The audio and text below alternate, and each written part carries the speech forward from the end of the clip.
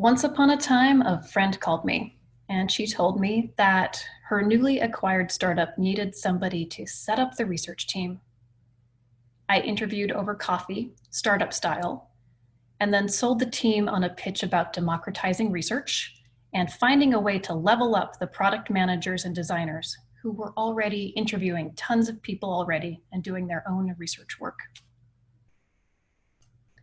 Just before my arrival, I had been geeking out about strategic research and finding ways to embed user-centered foundations into the product from the very, very beginning.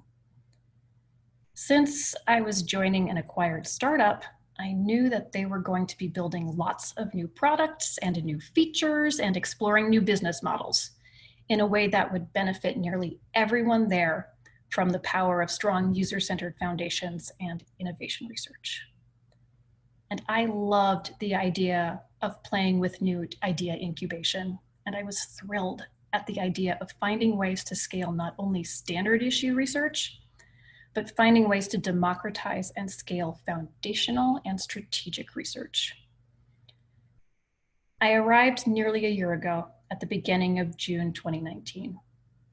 On my first day of work, if anything was obvious, it was the giant amount of gray area and agency I had to set up research.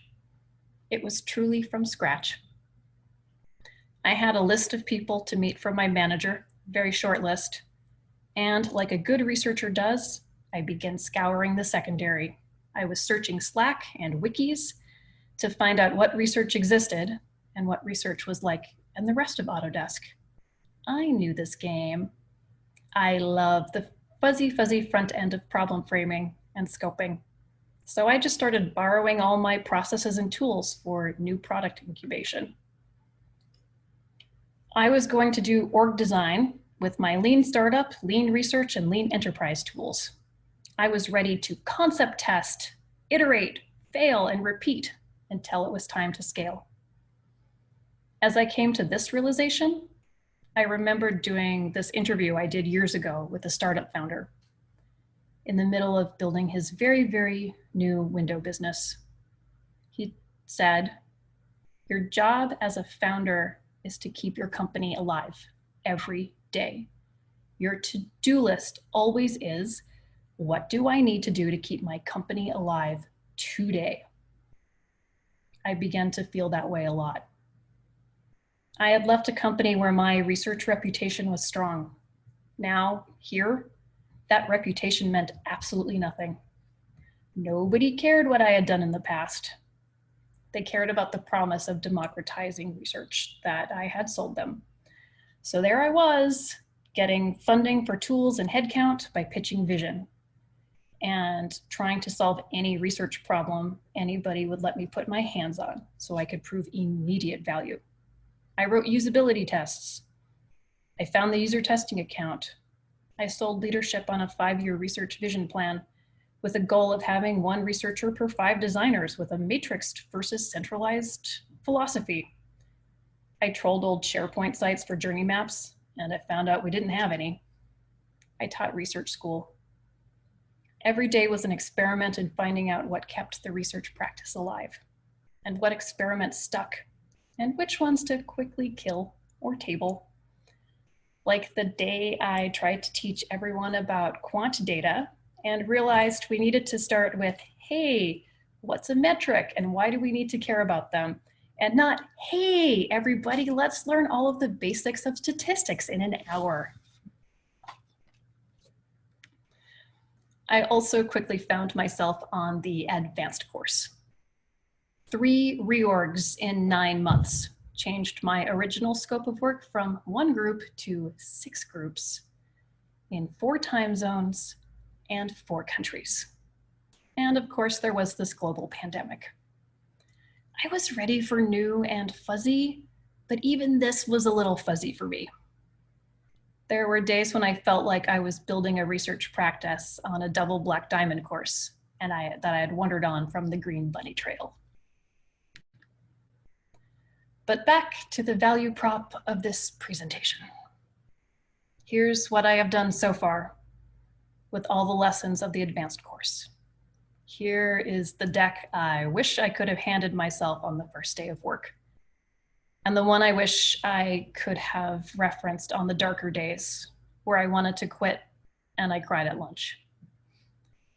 There will be metrics. There will be life lessons. There will be feelings. But first, metrics. One of the best tools I had to sell research was the McKinsey Design Index. It also scared the crap out of me. When I read it, I realized that lots of research practices fail because research and design are something of a pass-fail activity. Companies that do design well get to 90th percentile of design maturity, and they were the only ones that were outperforming industry benchmark growth by 2 to 1 and averaging an extra 10% per year shareholder value. Anything below that was getting very, very small returns.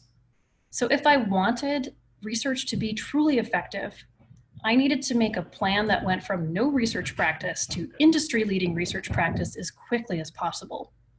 So I got out the McKinsey report, I highlighted everything we needed to do and made a plan to do it in a year. The first step, so armed with all of the McKinsey metrics, I needed to sell the plan to leadership and explain that we needed to grow research fast and make a plan to do it. And that plan would not only elevate design and get us to the 90th percentile, but it would help de-risk innovation, giving our new ideas an 80% better shot of launching successfully. A handy Dublin Deloitte innovation consulting statistic. Plan sold, headcount acquired.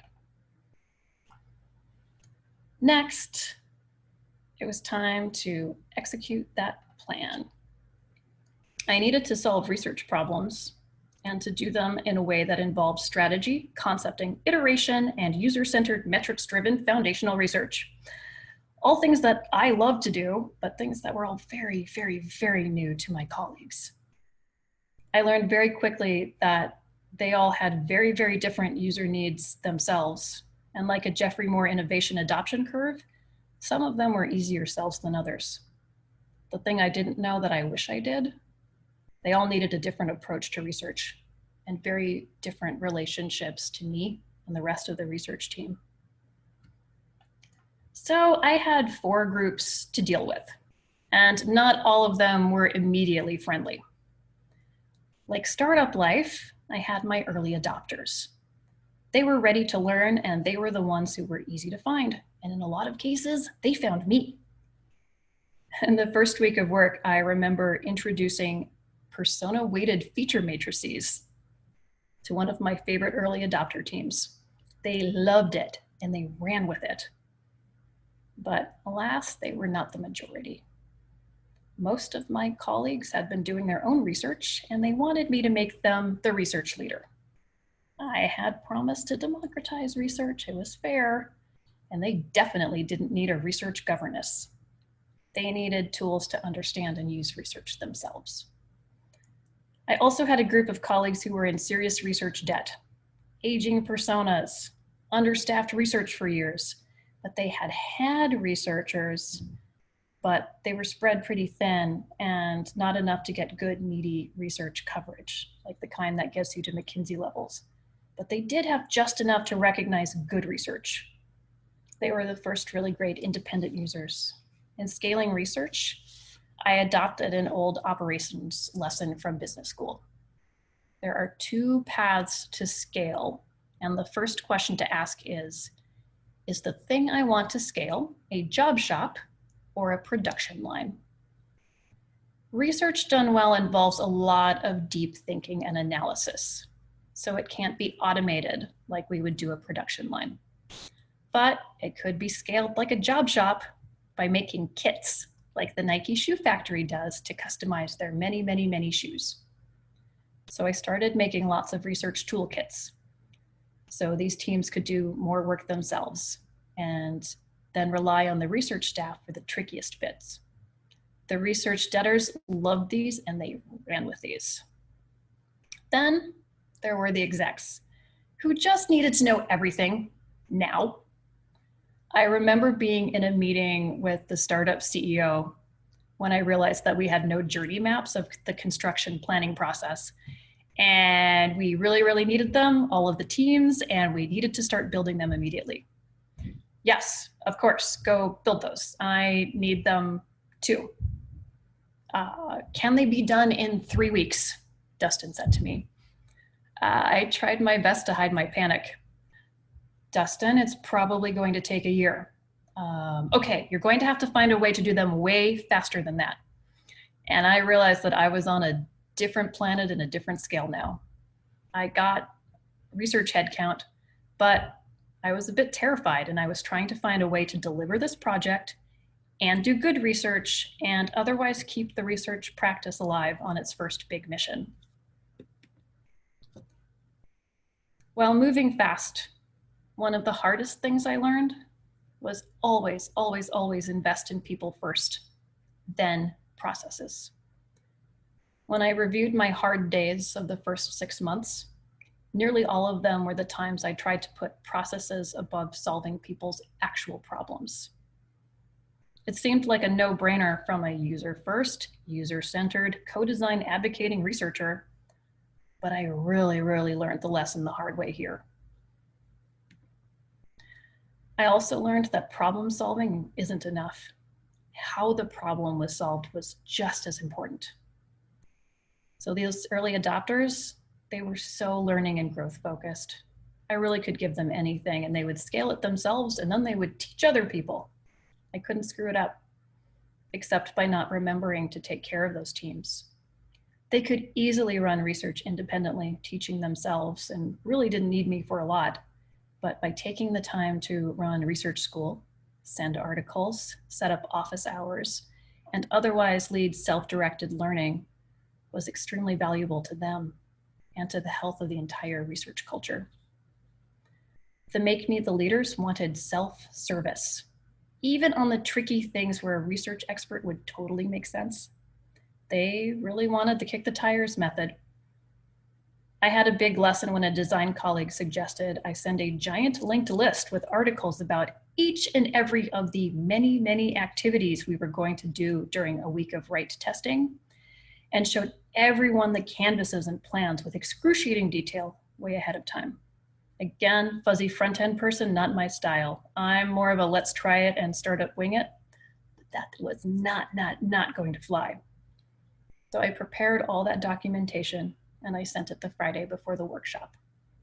When we started on Monday, every team member had read every linked article. And we had a really, really wonderful week. And after that week, they used all of that workshop prep and turned it into a toolkit, and they started adapting it and using it themselves with their projects and teams where they didn't have an assigned researcher. The 10 years of research debt people, they just picked up everyone's toolkits and started using them. They ran with the adapted right toolkit I just described. They picked up another team's big strategy toolkit with an ecosystem defining game board and gameplay to define their roadmap, used it, refined it, made it better, and every time I get a toolkit back from that team, it is better than the one that I gave them. I learned very quickly that anything I promised to deliver to execs who needed to know things now could actually be delivered only after the other teams had been playing with the ideas, building things, and kicking those tires. Buy-in from execs meant nothing if I didn't have the teams ready and excited to do the type of research needed. Basically, it was all about listening. I simply fed good research instincts everywhere and in different ways.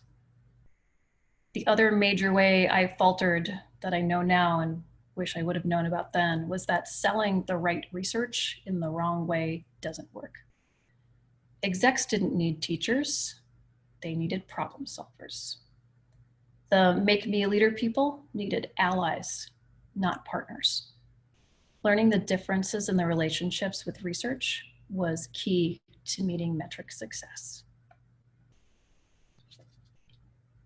Investing in the people doing the work was the key to delivering the McKinsey 90th percentile strategy. It's well over half the board. All of it involves investing in people.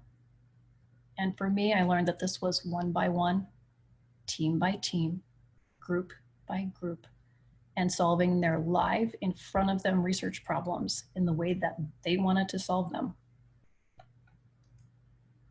So there I was, running multiple experiments with research and learning a lot during these sprints by failing fast. But failure, they don't tell you this in all of the lean startup books, is that it has an emotional toll. And I just wasn't running experiments that affected myself. I had a team of new researchers that I was leading through the desert. There's a scene in the movie Meek's Cutoff where this group of pioneers, including a sunbonneted Michelle Williams, is on their way to Oregon. And they're fairly sure the person they hired to lead them was leading them in circles and that they were all going to die soon. So there I was, making sure that I needed to get a bunch of people to our research destination, that nirvana where teams value research and that research not only has a seat at the table, but is actively invited there. And I had days where I questioned my own sense of direction and my own abilities. I was really lonely. So I called some of my favorite product and design managers I had worked with previously and learned that I wasn't the only lonely pioneer. We started calls and lunches. They reminded me that I was good at my job in the months before I was getting any meaningful signals back from research. And it really was months, like 10. And I remember there being a day after Reorg 3, and that there were tons of unhappy teams and setbacks where I had to explain to my team that everything was going to be radically different. And we'd have to start over, smashing lots of budding plans in progress. And it felt like I was telling them that I had thought we were on our way to Oregon, but suddenly, somehow, just learned we were in Canada and had 2,000 miles left to go, not 200.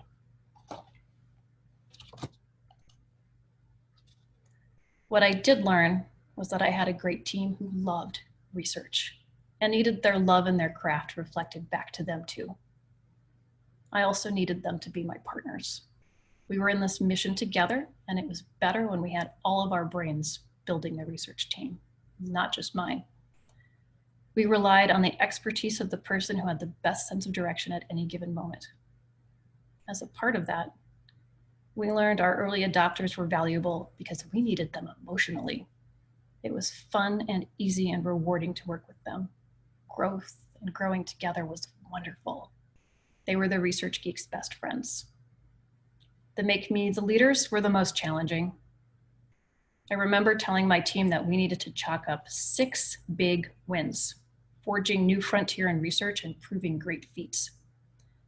We introduced right socio-technical systems modeling, pilot testing, diary studies, top task-based usability studies, and solved some really, really big problems. Sometimes elbowing ourselves into places that we knew our expertise could be used, but we weren't quite wanted yet. I remember raising a flag about needing to do a quick foundational round of research before we launched a product in a new country, because I had spotted a super alarming to me difference in how they worked that would affect product use. I was overridden by a room full of leaders on the first try. Many, many gentle flags, and 4 months later, we set up that research, but it wasn't easy. That thing about product design and getting your first customer was almost true. In research, it was about getting those first big projects where research had major impact done, even when it was a bit jagged in getting there, and even when the team didn't write you a thank you note or give you a parade after you did it. So with those execs, it was all about timing. My country research was first sold before the market of research was ripe. But I realized that it was my job to make the market. And that involved raising flags, suggesting research, and waiting.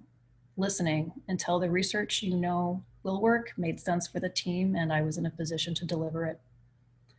That part was the loneliest because it involved faith that I knew that I was talking about, and I was the only person in the room that knew this right now.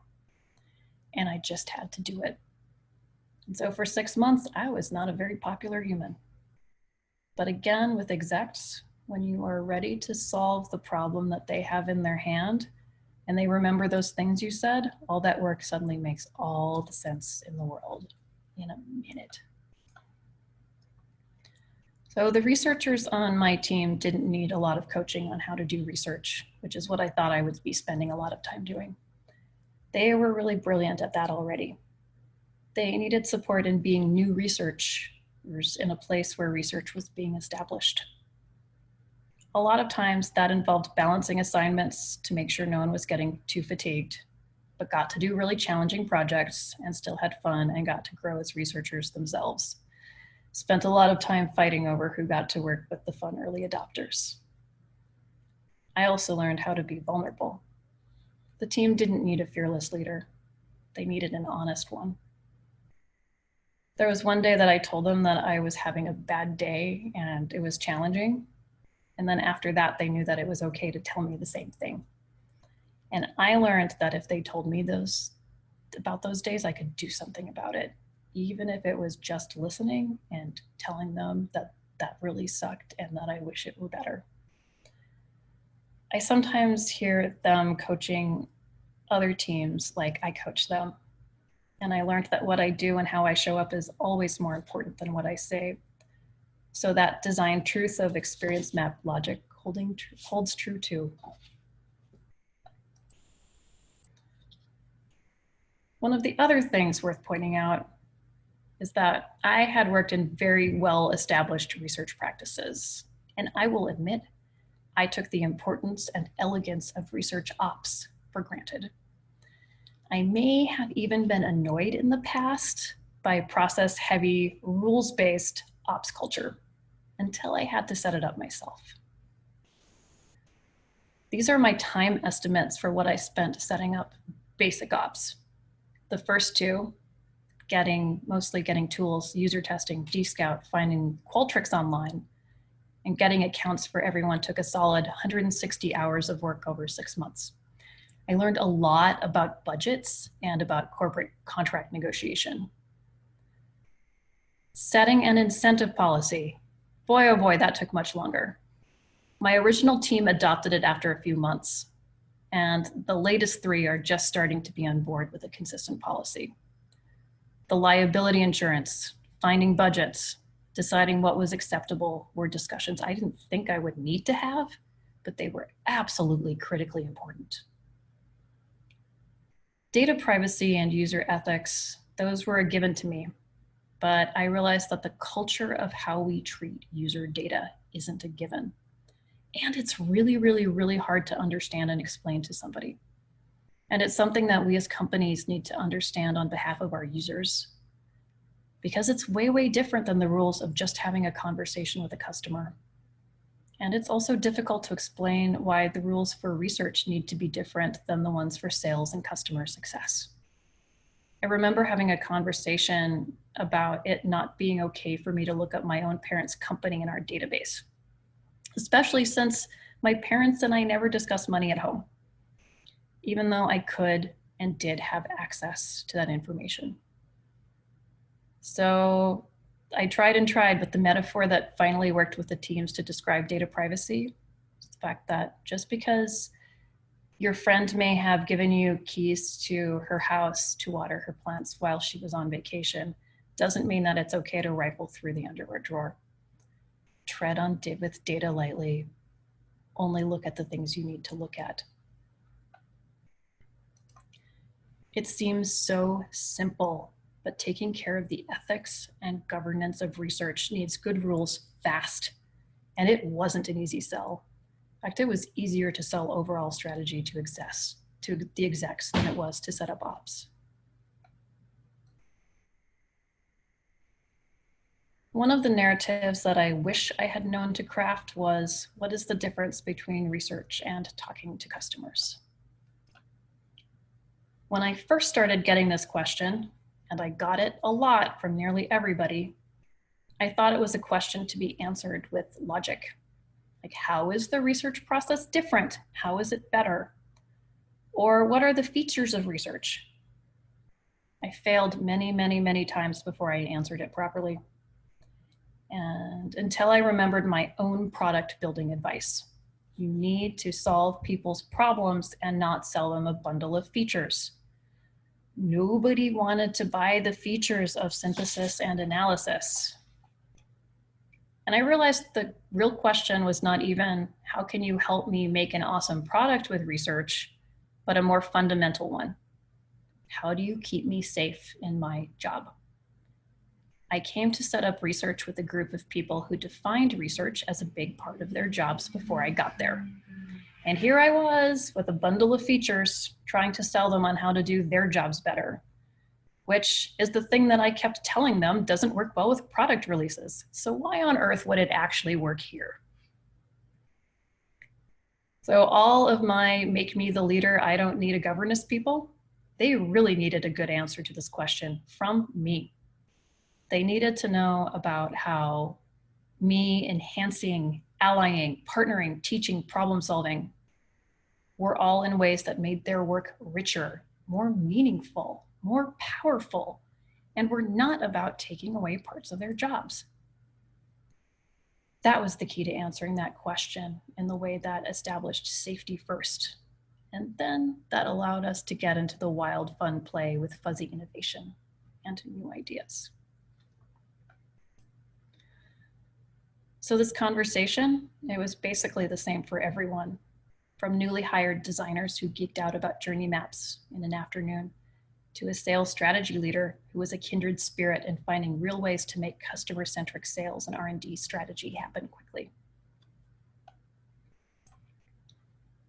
While there were the lonely parts and the scary parts, there was a day, about 10 months in, when a team of designers and product managers started for the first time asking for research without the research team doing anything.